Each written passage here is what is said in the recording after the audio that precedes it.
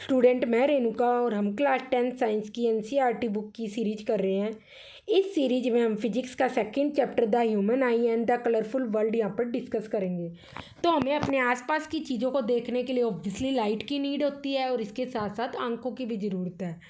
तो अगर आंखें आपकी प्रॉपरली वर्क नहीं कर रही, सही नहीं है, तो ऑब्वियसली आप अपने आसपास की चीज़ों को नहीं देख पाओगे। तो जो आपकी आईज है एक सेंस ऑर्गन है और हमें हेल्प करती है अपने आसपास की चीज़ों को देखने के लिए। और ये हमारी स्कल के आई सॉकेट्स में लोकेटेड होती है और जो हमारी आईज है इसका डायमीटर होता है 2.3 सेंटीमीटर यहाँ पर। तो हम यहाँ पर अब आइस की स्ट्रक्चर और इसका फंक्शन देखेंगे कि ये कैसे वर्क करती है। तो हम कहते हैं जो भी हमारी आइस का सबसे आउटर मोस्ट सरफेस होता है ये बल्जिंग आउटवर्ड होता है, कॉन्वेक्स शेप में होता है, ट्रांसपेरेंट होता है और ये एक थिन मेम्ब्रेन से बना होता है। इसे हम कॉर्निया बोलते हैं। कॉर्निया के जस्ट पीछे आपकी आइरिस होती है। आइरिस एक कलरफुल डायफ्राम होता है, इसलिए जो लोगों की अलग अलग आइस का कलर होता है वो आइरिस के कारण ही होती है। किसी की ब्राउन आइस होती है, हम कहते हैं किसी की ब्लू आइस है, वो किसके कारण होती है? आइरिस के कारण ही होती है। आइरिस के मिडल में यहाँ पीपिल होता है, ये एक ब्लैक होल होता है, इसका कलर हमेशा ब्लैक ही होता है। बिकॉज ये एक होल है इसलिए कोई लाइट रिफ्लेक्ट नहीं करता, इसलिए ये ब्लैक होता है पीपिल। और इसके जस्ट पीछे आपका यहाँ पर लेंस होता है। हम सबकी आंखों में यहाँ पर कॉन्वेक्स लेंस होता है। कॉन्वेक्स लेंस हमेशा रेज को क्या करता है? कन्वर्ज करता है, तो ये एक कन्वर्जिंग लेंस होता है।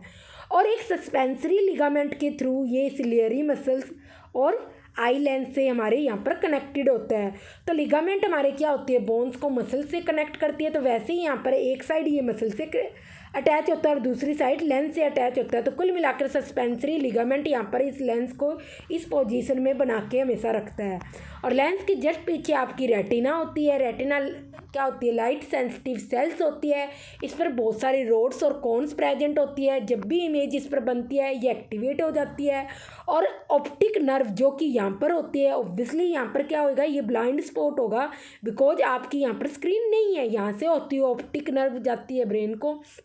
तो ऑब्वियसली इस नर्व के थ्रू जब भी रेटिना क्या होती है? एक्टिवेट हो जाती है, ब्रेन को सिग्नल्स भेजती है और ब्रेन आपका जैसा आपका ऑब्जेक्ट है वैसे ही उसको इंटरप्रेट करके दे देता है। तो रेटिना पर हमेशा आपकी ऑब्जेक्ट की इमेज हमेशा रियल और इन्वर्टेड बनती है, बट ब्रेन आपका इंटरप्रेट करता है जैसा ऑब्जेक्ट है वैसी आपकी उसकी इंटरप्रेट करता है ऑब्जेक्ट की। तो इमेज हमेशा रियल और इन्वर्टेड बनती है, बट जो ब्रेन होता है वो इस चीज़ को क्या करता है? इंटरप्रेट हमेशा जैसा आपका ऑब्जेक्ट है वैसा ही इंटरप्रेट हमेशा करेगा। सीधा ऑब्जेक्ट है तो सीधा, उल्टा है तो ऑब्जेक्ट उल्टा ही इंटरप्रेट करेगा। तो जैसा है और जैसा कलर है वैसे ही बिल्कुल उसको बताएगा। और ऐसा इस कारण होता है जैसा कि हम बचपन से खाना पीना जैसे जैसे धीरे धीरे चीज़ें सीखते हैं वैसे ही ब्रेन भी हमारा स्टार्टिंग से वैसे ही जैसा ऑब्जेक्ट है वैसे ही उसको इंटरप्रेट करता है। तो वैसे ही वो भी क्या हो जाता है? हैबिचुअल हो सकता है, उन चीज़ों को ट्रेंड हो जाता है करते करते। तो ये हमारी सारी यहाँ पर आइस की स्ट्रक्चर हुई जो हमने एक्सप्लेन करी है वही यहाँ पर टेक्सचुअल फॉर्म में लिखी हुई है। इसके अलावा यहाँ पर कॉर्निया और लेंस के बीच में वाटरी लिक्विड भरा होता है जिसे हम एक्वस ह्यूमर बोलते हैं। और लेंस और रेटिना के बीच में यहाँ पर जो लिक्विड भरा होता है, सब्सटेंस फिल्ड होता है यहाँ पर, इसको हम विट्रस ह्यूमर बोलते हैं। और ये हमारे आई के बैक को सपोर्ट करता है यहाँ पर इस पार्ट को। इसके बाद हम देखते हैं कि आई हमारी वर्क कैसे करती है। तो हम कहते हैं सबसे पहले जो भी लाइट रेज पड़ती है वो कॉर्निया पर पड़ती है। कॉर्निया ट्रांसपेरेंट भी होती है, कॉन्वेक्स शेप में भी होती है, तो most of the light rays cornea से ही रिफ्रैक्ट हो जाती है। तो आप मानोगे नहीं, आपकी आइज़ की जो 70% ऑप्टिकल पावर है ना वो कॉर्निया के कारण ही होती है। ओनली जो फाइनल टच देना होता है वो रेटिना वो आपका लेंस देता है, इमेज बनाता है रेटिना पर। तो जो 30% ऑप्टिकल पावर है आपकी आइज़ की वो कॉन्वेक्स लेंस के कारण होती है और 70% जो पावर है आपकी कॉर्निया के कारण होती है। तो इसका मतलब है जो most of the light rays होती है वो कॉर्निया ही यहाँ पर क्या कर देती है? रिफ्रैक्ट कर देती है। ओनली फाइनल टच जो देना होता है वो आपका यहाँ पर लेंस देता है, इसको लेंस प्रोवाइड करता है, जिसके कारण आपकी रेटिना पर इमेज बनती है। और रेटिना पर बहुत सारी रोड्स और कोन्स यहाँ पर प्रेजेंट होती है। रोड्स डिम लाइट में वर्क करती है, कोन जबकि ब्राइट लाइट में वर्क करती है। और यहाँ पर जब भी आपके यहाँ पर इमेज बनती है तो रेटिना आपकी एक्टिवेट हो जाती है, ब्रेन को ऑप्टिक नर्व के थ्रू सिग्नल सेंड करती है और जिससे ब्रेन क्या करता है? ऑब्जेक्ट जैसा है वैसे ही उसे क्या करता है? इंटरप्रेट कर देता है ऑब्जेक्ट को। तो ये इस टाइप से आपकी यहाँ पर आइज़ की फंक्शनिंग होगी। और आइस आपकी बिल्कुल कैमरा की तरह वर्क करती है, जस्ट एक डिफरेंस होता है, जैसे हमारी आइस में रेटिना पर इमेज बनती है वैसे ही फोटोग्राफी फिल्म यहाँ पर क्या होती है, लाइट सेंसिटिव होती है। जैसे हमारी रेटिना क्या होती है, लाइट सेंसिटिव होती है। बट हमारी आइस में जो रेटिना है वहाँ पर जो इमेज बनती है, कॉन्वेक्स लेंस क्या करता है, अपनी शेप यहाँ पर चेंज कर सकता है। Because focal length it means अपनी चेंज कर सकता है, सिलियरी मसल्स के कारण फोकल लेंथ को कम या ज़्यादा कर सकता है, जबकि कैमरा में फोकल लेंथ चेंज नहीं हो सकती, वो फिक्स्ड होती है। और होता दोनों में, कैमरा और चीज आपकी आंखें और दोनों में कॉन्वेक्स लेंस यहाँ पर यूज होता है। इसके बाद हम देखते हैं कि प्यूपिल और आइरिस का हमारा यहाँ पर क्या काम होता है। तो आप देखोगे ये जो ब्लू कलर की ये दिखा रखा है पार्ट, ये आपकी आइरिस है, और इसके अंदर ये जो ब्लैक होल सा बना हुआ है ये आपका प्यूपिल है। तो आइरिस क्या करती है, प्यूपिल के साइज को कंट्रोल करती है। जब यहाँ पर आपकी डिम लाइट होती है तो आइरिस क्या करती है, प्यूपिल का साइज बड़ा कर देती है, जिससे ज़्यादा से ज़्यादा लाइट एंटर करे आपकी आंखों में और आपका ब्रेन इंटरप्रेट कर सके कि क्या ऑब्जेक्ट है सामने। इसीलिए जब हम अंधेरे कमरे में घुसते हैं हम क्या देखते हैं वहाँ पर कि उस टाइम आपकी क्या करेगी, प्यूपिल बड़ी कर देगी, आइरिस क्या हो जाएगी, एक्सपेंड हो जाएगी और प्यूपिल बड़ा हो जाएगा, जिससे ज़्यादा से ज़्यादा लाइट आपकी आंखों में एंटर करे। डिम लाइट हो या कुछ भी हो, चाहिए अंधेरे कमरे में हम एंटर करें, थोड़ी बहुत तो लाइट ऑब्वियसली कहीं ना कहीं से आती है, ना भी हो तब भी उस केस में प्यूपिल बड़ा हो जाएगा, आइरिस एक्सपेंड हो जाएगी और मोर से मोर लाइट आपकी आंखों में एंटर करे और सो ऑब्जेक्ट क्या है उसको आपका ब्रेन इंटरप्रेट कर पाए। जबकि ब्राइट लाइट में आपकी आइरिस कॉन्ट्रैक्ट हो जाती है, छोटी हो जाती है, प्यूपिल भी ये देखोगे यहाँ पर ब्लैक होल छोटा हो गया है ताकि कम लाइट एंटर कर सके। तो कुल मिला के आप यहाँ पर देखोगे आइरिस का काम है यहाँ पर प्यूपिल को कंट्रोल करना, मसल्स को कंट्रोल करना यहाँ पर, और प्यूपिल आपका क्या कर रहा है, एंड जो लाइट एंटर कर रही है उसको कंट्रोल कर रहा है। तो कुल मिला के आप ऐसे भी कह सकते हो आइरिस और प्यूपिल दोनों ही मिलकर क्या करते हैं, जो लाइट एंटर करती है हमारी आइस में उसको कंट्रोल करती है। उसके बाद हम यहाँ पर रोड्स और कोन्स का यहाँ पर फंक्शन देखेंगे। रोड शेप्ड सेल्स होती है, ये रेटिना पर प्रेजेंट होती है। ऐसे ही कोन की शेप में सेल्स होती है और ये भी रेटिना पर प्रेजेंट होती है। रोड्स आपकी रोड शेप्ड सेल्स होती है, प्रेजेंट रेटिना पर प्रेजेंट। ये डिम लाइट के लिए सेंसिटिव होती है, जब भी आप डिम लाइट में कुछ देखते हो तो उस टाइम आपकी रोड्स रेटिना पर प्रेजेंट एक्टिवेट हो जाती है और ये सिग्नल्स कहाँ चले जाते हैं, ऑप्टिक नर्व के थ्रू ब्रेन को चले जाते हैं, तो जिससे आपका ब्रेन इंटरप्रेट कर लेता है। तो आप देखो कि रोड्स क्या करती है, आपको कभी भी ऑब्जेक्ट का कलर नहीं बताएगी। तो कुल मिलाकर अगर आप एक डार्क रूम में एंटर करोगे, अगर वहाँ पे बहुत कम लाइट आ रही है तो ऑब्वियसली उस केस में आप उस ऑब्जेक्ट, कोई भी ऑब्जेक्ट उस रूम में रखा होगा तो आप उस ऑब्जेक्ट का कलर नहीं बता सकते। कलर क्या, वो इस कारण नहीं होता है क्योंकि रोड्स कोई कलर की इन्फॉर्मेशन नहीं देती है आपको। और एक और बात, जैसे हम कई बार कहते हैं, कई लोग अगर रात को जगते हैं तो कहते हैं उल्लू है क्या, तो एक्चुअल में उल्लू में भी क्या होता है, उनमें रोड्स की नंबर बहुत ज़्यादा होते हैं, इसलिए वो रात को भी प्रॉपर देखने में विजिबल होते हैं कंपैरेटिवली ह्यूमन आई के। हमें जो रोड सेल्स होती है वो बहुत कम मात्रा में प्रेजेंट, बहुत कम नंबर में प्रेजेंट होती है, इसीलिए हम क्या करते हैं कि रात को प्रॉपरली अंधेरे में प्रॉपरली देखने में एबल नहीं होते हैं। इसके बाद जब हम कोन्स की बात करेंगे तो हम कहेंगे ये भी कोन की शेप में सेल्स होती है, रेटिना पर प्रेजेंट होती है। ये ब्राइट लाइट या फिर नॉर्मल लाइट में वर्क करती है और जब भी इन पर ब्राइट लाइट या नॉर्मल लाइट में जब भी इस केस में ये कोन सेंसिटिव हो जाती है और एक्टिवेट हो जाती है और कहाँ मैसेज भेजती है, ऑप्टिक नर्व के थ्रू आपके ब्रेन को मैसेज भेजती है और आपका ब्रेन इंटरप्रेट कर देता है कि कलर क्या ऑब्जेक्ट का और क्या वो ऑब्जेक्ट है। तो कुल मिलाकर कौन सा आपकी क्या होती है, ब्राइट लाइट और नॉर्मल लाइट के लिए सेंसिटिव होती है और आपको उस ऑब्जेक्ट का कलर भी बताती है। ऑब्वियसली जब आप लाइट में कोई चीज़ देखते हो तो आपको उस ऑब्जेक्ट का कलर भी पता चलता है। तो कौन ओनली आपकी ऑब्जेक्ट का कलर बताते हैं, जबकि रोड्स आपको कलर के ऑब्जेक्ट के कलर के बारे में कोई इन्फॉर्मेशन नहीं देगी। तो ये हमारी यहाँ पर सारी आइस की स्ट्रक्चर और इसकी फंक्शनिंग ख़त्म होगी। अब हम देखते हैं कि फार पॉइंट और मैक्सिमम डिस्टेंस तक हम कितना देख सकते हैं। तो जो मैक्सिमम डिस्टेंस है हमारी आई देख सकती है जितना दूर तक, वो इन्फिनिटी होती है, और जो मिनिमम डिस्टेंस है हमारी आई प्रॉपरली बिना किसी स्ट्रेन के देख सकती है वो होती है 25 सेंटीमीटर।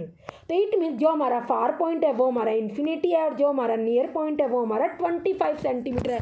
इसलिए जब भी आप किसी बुक से रीडिंग वगैरह करते हो तो आपको 25 सेंटीमीटर की डिस्टेंस पर बुक रीडिंग करनी चाहिए, उससे आप प्रॉपरली सारे लेटर्स रीड कर पाओगे। ये मैं एक नॉर्मल आई की बात कर रही हूँ कि जिसकी दूर और पास दोनों की नज़र क्या है, नॉर्मल है। तो हम कहेंगे जो हमारी रेंज होती है ह्यूमन आई की किसी भी ऑब्जेक्ट को देखने की वो 25 सेंटीमीटर से इन्फिनिटी तक होती है।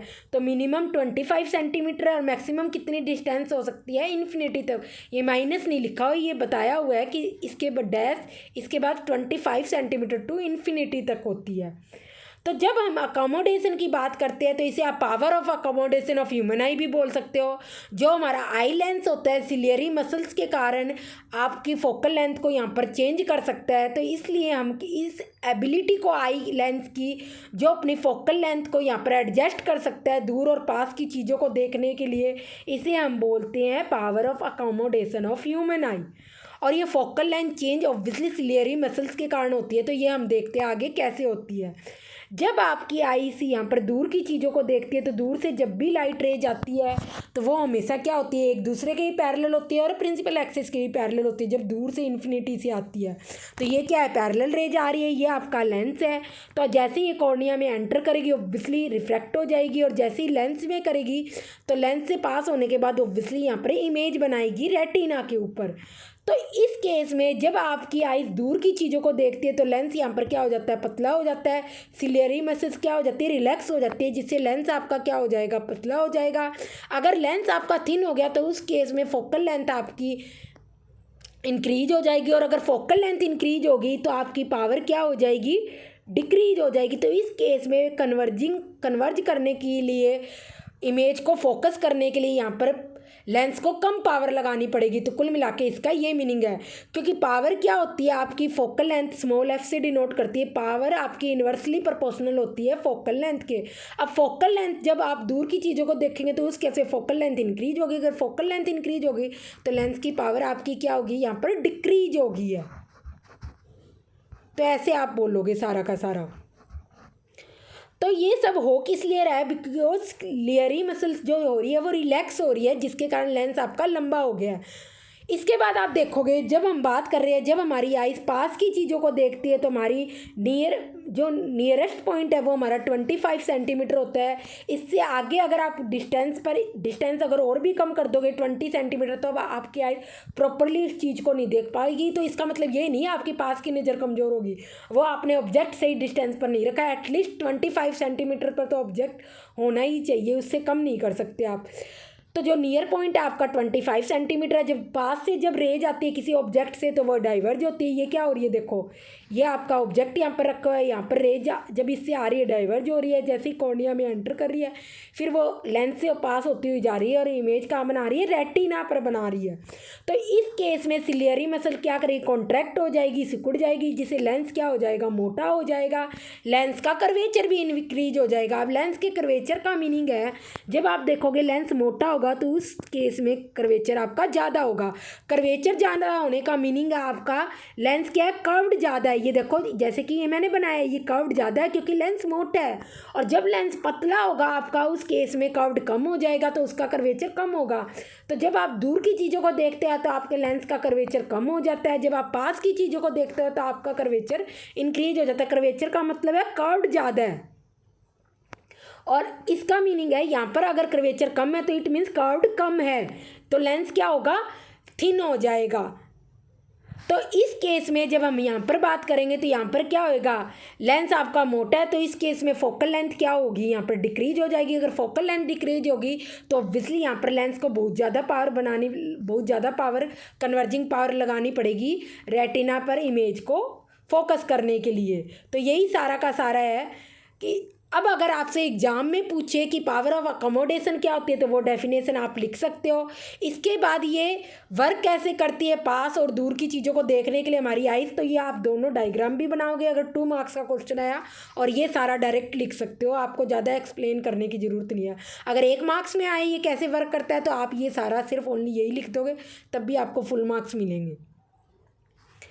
तो अगर अभी भी किसी को समझ नहीं आया कि फोकल लेंथ कम होएगी तो पावर ज़्यादा होएगी, फोकल लेंथ ज़्यादा होएगी तो पावर कम होएगी, तो हमने प्रीवियस चैप्टर में जब पावर ऑफ लेंथ डिस्कस करी थी वहाँ पर सारा का सारा डिस्कस कर रखा है कि किस टाइप से चीज़ें होती है, आप वहाँ जाके देख सकते हो।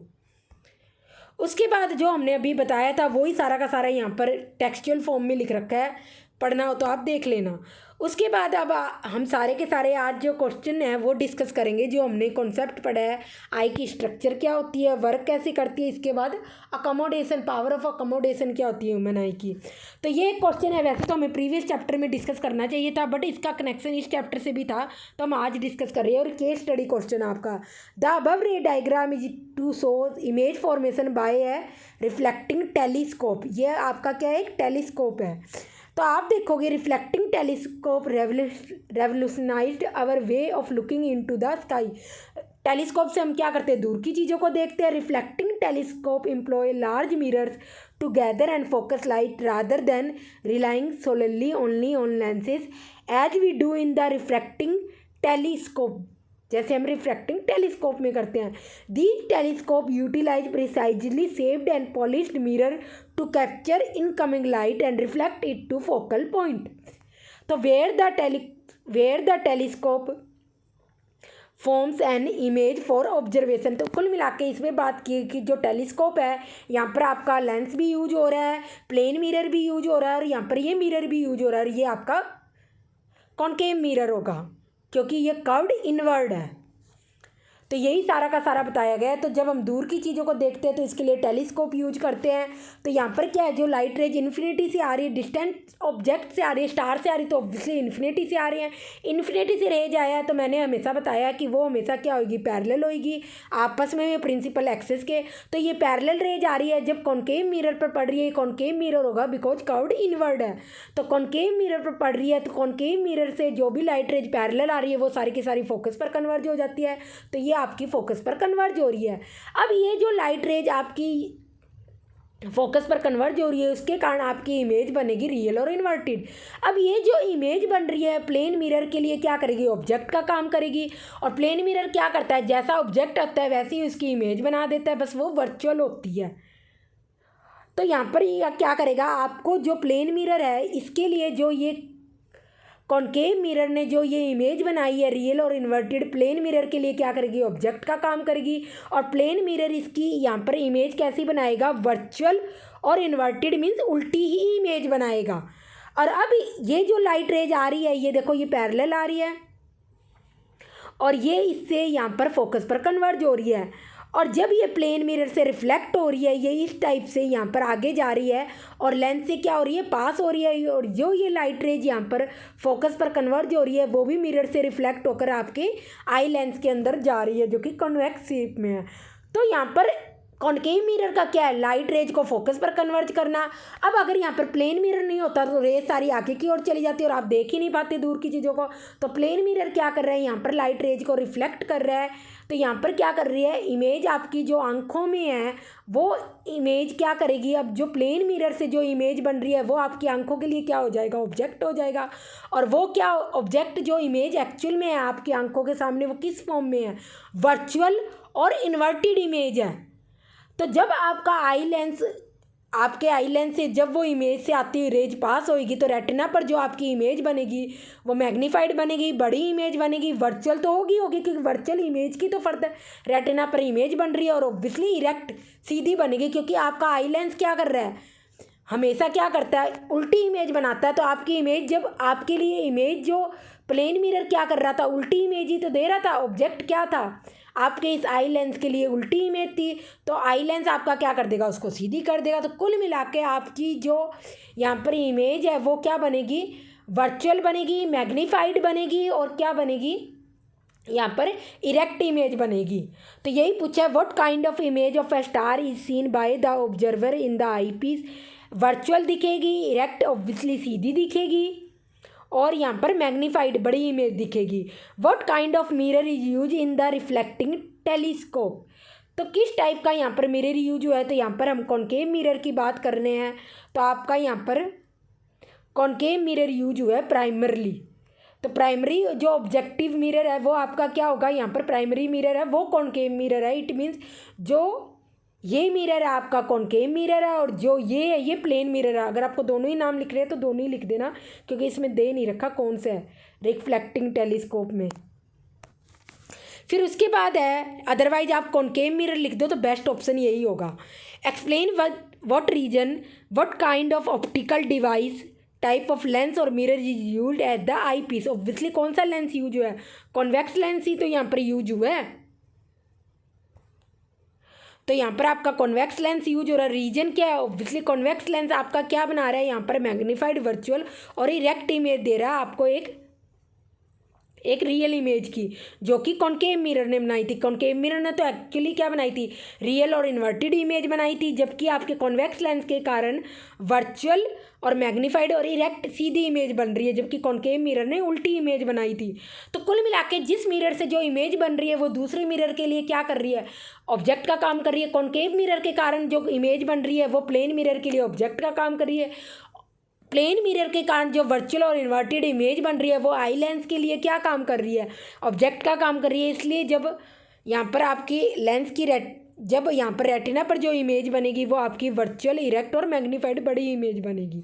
उसके बाद है what is the role of the plane mirror in the image formation by this telescope. तो क्या था, ओनली यहाँ पर क्या था, रेज को रिफ्लेक्ट करना था ताकि वो आपकी आइस में यहाँ पर एंटर कर सके। तो यही लिख रखा है कि आपका यहाँ पर लेंस क्या, यहाँ पर जो प्लेन मिरर है 45 डिग्री एंगल पर रखा हुआ है, जिससे आपकी रेज रिफ्लेक्ट हो रही है 90 डिग्री एंगल्स पर। तो रेज आपकी ऐसी हो रही थी, फिर यहाँ पर फोकस पर कन्वर्ज हुई और फोकस पर आपका प्लेन मिरर है, तो कुल मिलाकर आपकी जो रेज है वो 90 डिग्री एंगल पर रिफ्लेक्ट हो रही है। और यहाँ पर ये प्लेन मिरर क्या कर रहा है, फॉर्म्ड करेगा इमेज को सेम स्ट्रेट लाइन में ऑब्वियसली, और जितनी साइज की आपकी यहाँ पर ऑब्जेक्ट है उतने ही साइज की आपके प्लेन मिरर क्या करेगा, वहाँ पर इमेज बनाएगा उसी साइज की, वर्चुअल इमेज बनाएगा और उल्टी ही इमेज बनाएगा यहाँ पर। बिकॉज इसके लिए जो ऑब्जेक्ट है वो क्या कर रहा था, जो यहाँ पर ऑब्जेक्ट है वो क्या थी, इमेज थी रियल और इन्वर्टेड। इसकी क्या बनाएगा, इमेज क्या बनाएगा प्लेन मिरर, उल्टी और वर्चुअल इमेज बनाएगा। नेक्स्ट क्वेश्चन आप यहाँ पर देखोगे, when you look object very close to your eyes, तो ऑब्वियसली उस केस में सिलियरी मसल क्या करती है, कॉन्ट्रैक्ट हो जाती है और आई लेंस क्या हो जाता है, थिक हो जाता है, जिससे फोकल लेंथ क्या हो जाती है, कम हो जाती है और पावर बहुत ज़्यादा लगानी पड़ती है लेंस को। नेक्स्ट क्वेश्चन है, how does the change in curvature of eye lens help us in the process of seeing the near by object clearly. तो इसमें आप जो नियर बाई ऑब्जेक्ट का जो डायग्राम था वो भी बनाओगे और साथ में जो हमने लिख रखा था ये आपको डायग्राम भी बनाना है और ये भी सारा लिखना है इधर वाला। यही क्या था, नियर बाई ऑब्जेक्ट देखने के लिए था ना, तो ये दोनों चीज़ें लिखनी है, तो ये आपको पूरा 1 मार्क्स मिलेगा। State the range of power of accommodation of a normal human आई, तो वो क्या होती है 25 सेंटीमीटर टू इन्फिनिटी होती है, अभी हमने डिस्कस करी थी। उसके बाद है pair of eye parts responsible for admitting different amounts of light to the eyes. Obviously क्या होता है, आइरिस और प्यूपिल होती है, इनका कॉम्बिनेशन होता है, तो ये इसका करेक्ट आंसर होगा। नेक्स्ट क्वेश्चन आपका, define the term of power of accommodation of human eye, ये हमने अभी देखा है। What happens to the image distance in the eye when we increase the distance of object from the eye. तो इसका मतलब ये है, अगर हम किसी भी ऑब्जेक्ट की डिस्टेंस इंक्रीज कर दे, आप कितनी भी, तो उस केस में जो आपकी इमेज है डिस्टेंस वो चेंज होगी या वहीं पर बनेगी। और name and explain the role of the part of the human eye responsible for this case. तो ये क्वेश्चन आपको खुद ट्राई करना है, नेक्स्ट लेक्चर जब हम लेंगे तो इसमें ये क्वेश्चन का आंसर डिस्कस करेंगे।